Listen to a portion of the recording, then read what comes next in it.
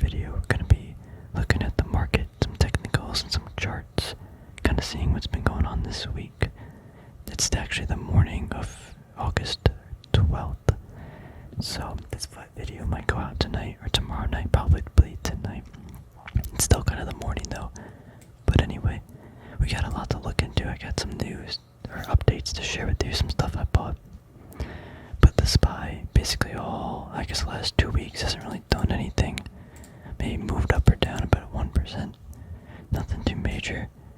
The Dow, kind of the same things, but a little bit of a jump. Let's see, QQQ.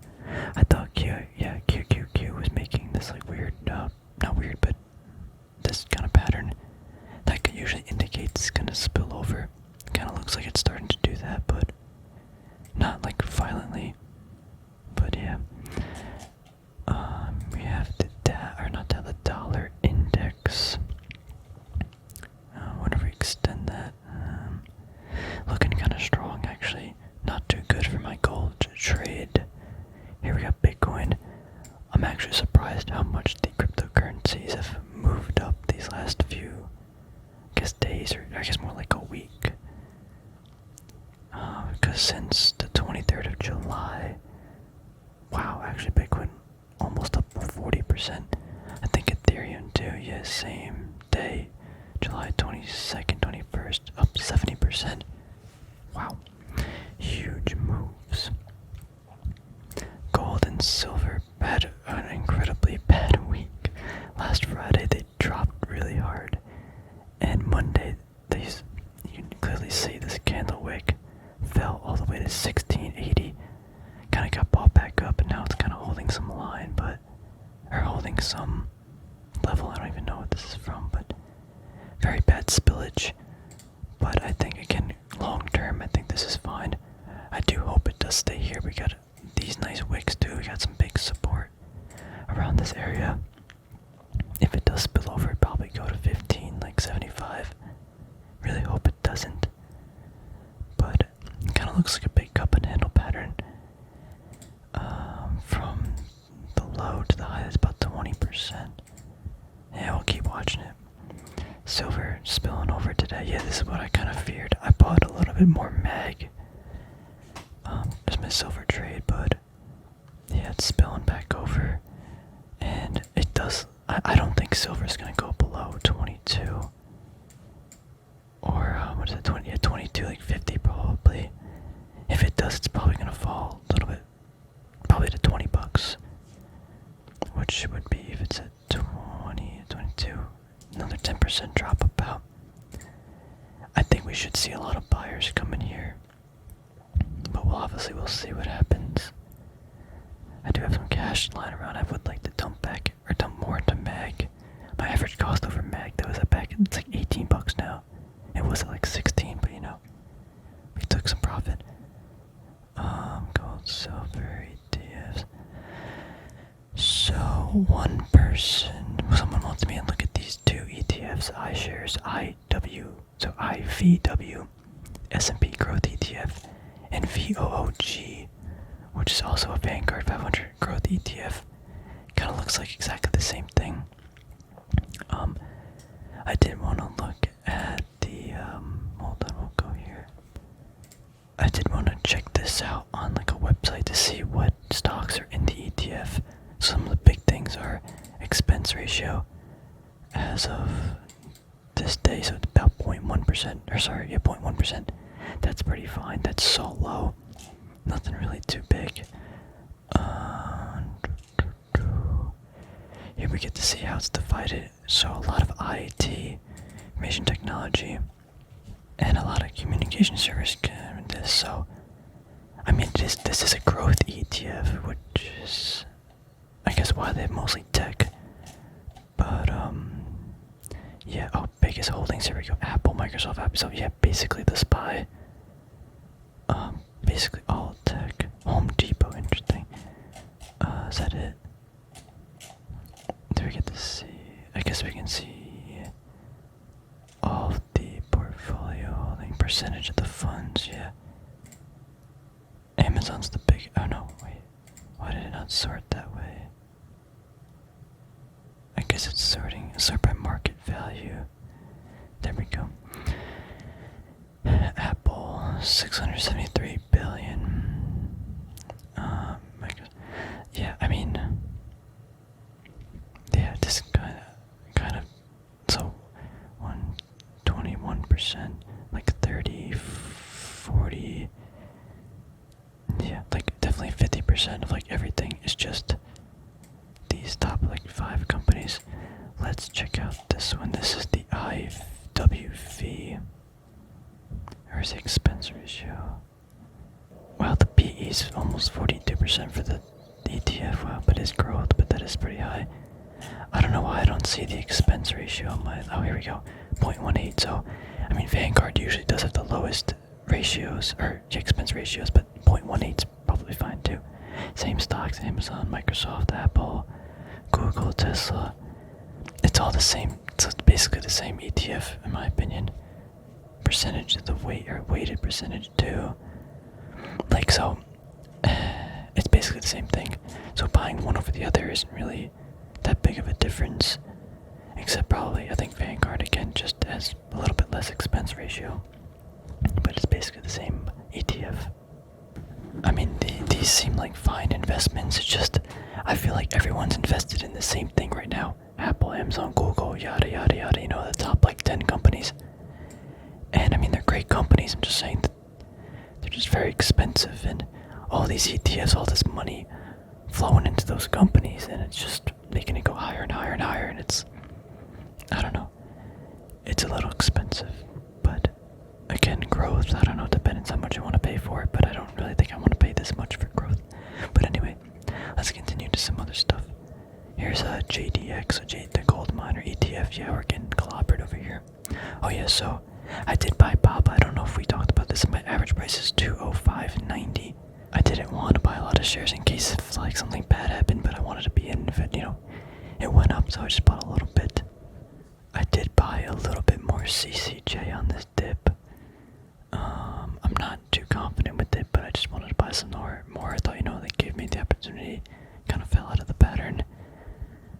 Just macro time frame stuff we're trying to do. KL, still getting clobbered. Lockheed's doing exactly what I was hoping for.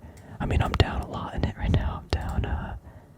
I'm down like 8%, but I'm really hoping it gets to this line. Like, I'm definitely a buyer there, but hopefully it gets there. But I'll be adding, probably starting 350 with like to at least see 345, but I'll be watching it.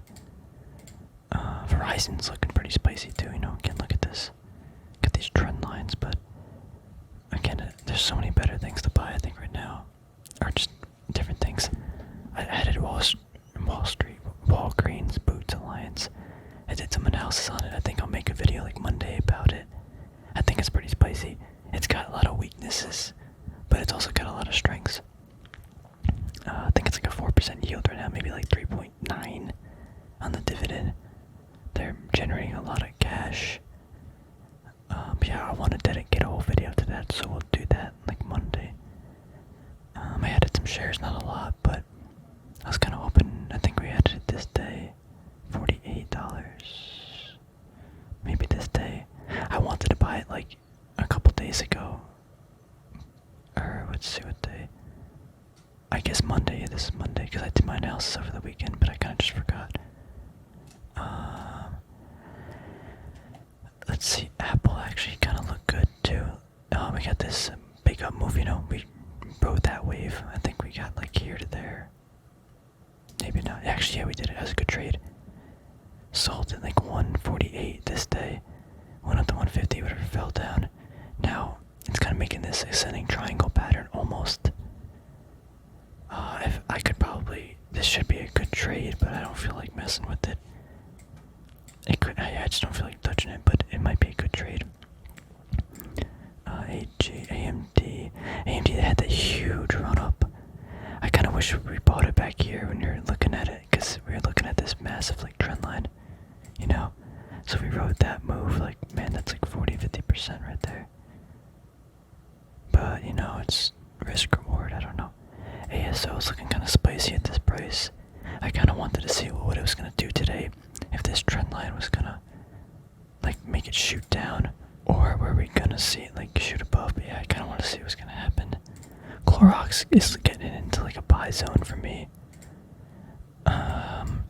Realistically below 160, but it's shown a lot of weakness. I think I forgot what price, but definitely like 150, 140 is really good if it does get there. Let's see, cool. Or GOLD is looking kind of good too. Google's just on a tear. JP Morgan, Smith and Wesson. I did an analysis on this too over the weekend. I kind of like it actually. Even at the price it's trading now, but I don't want to do that right now. Maybe on Monday we'll do Smith and Wesson and Walgreens. I think we can make a good video about that. Both I think are pretty solid companies for different reasons. Unity, software, this thing had a big day, I guess on earnings yesterday, so they're up, but I want to get rid of that. Oh, we didn't check out uranium, but it's basically the same chart as CCJ. Let's see what's moving today. MU, Micron's fallen hard. Actually, a lot of stuff's fallen. I haven't seen Neo in a while. What's it doing? What's moving good? Oh, Palantir up 13.5%. It says something with the call sweeps. I guess someone's betting big for options, or no, they just had earnings. 4 cents a share. The estimate was 0.035.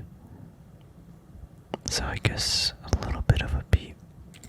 But Turn is wild. Literally, we made a video a couple days ago, weeks ago, I don't know. Then it goes up like 30-40% from that. But then look at that, it just drops. Look at that. 2 days drops 21%. Like, that's just spooky, like, rough. But I guess they made a good amount of money. Snow, CrowdStrike, Trages, Shopify. Yeah. There's definitely something else I had to discuss before we get going. Let me just check my sheet. I have a sheet with all the stuff I want to do. I guess we talked about actually all that stuff. Let's go to, I want to scan my investing list really quick. Caterpillar is kind of falling a lot. Disney's actually approaching this kind of trend line back from Corona. Yeah, take a look at that. There's Corona, I got that fall. Probably might buy like a little bit more, but nothing too big. EMX. I don't think I'm taking General Mills off of here. Kimberly Clark. Microsoft, MTA. NOCO, Pepsi. Prudential Center. I wish I still had that. SPG, Store Capital. Kinda wanna look at this. I mean, what's the 35? What's that yield? This is actually an interesting pattern too. It's kinda like just boom and then like pop. That actually is probably going there. I just wanna see this yield real quick. So 36 cents times 4 divided by 35.5 about a 4% yield. But for a REIT, I don't think that's too spicy. DD, wow, that was a big run up. Oh yeah, Take Two, kind of eyeing it up too. I think my price target's like 1. Actually, I can check what's my price target for that. I think it's like 140 though. 1. Oh wait, I'm dumb. Sorry, I'm not showing you guys. At 137, it's 137. Clorox is 140. I put 137, so I mean it's still gotta fall. I guess that's not 137. About like 10 more percent. But if for some reason it does hit that, it actually does align with this too. Kind of. Boop. I messed up, but it's not that bad. Yeah, if it gets down to there, I think I'd be considering it. Interesting chart structure. Yeah, Verizon's looking spicy though. Bigger time frames. does fall to that trend line, yeah, I'd probably pick up some because in reality it's probably gonna hold. But yeah, I want to add to other stuff. But yeah, I think that's all I wanted to talk about in this video. Hopefully you enjoyed. Let me know some other tickers and stuff you want me to add to the list. Oh yeah, Activision had that huge fall for some like scandal or like abuse stuff going on. Quite sad, but really reflective in the stock price too. Actually, eBay had earnings too. Wait, there was an earnings play. Maybe Smith & Wesson was it? Maybe not. As this stock approaches earnings, I think I'm gonna be more interested if it goes lower. But yeah. Anyway, thanks for watching, everybody. We'll talk more about Smith & Wesson and WBA on Monday. But for now, have a good weekend, and I'll talk to you soon.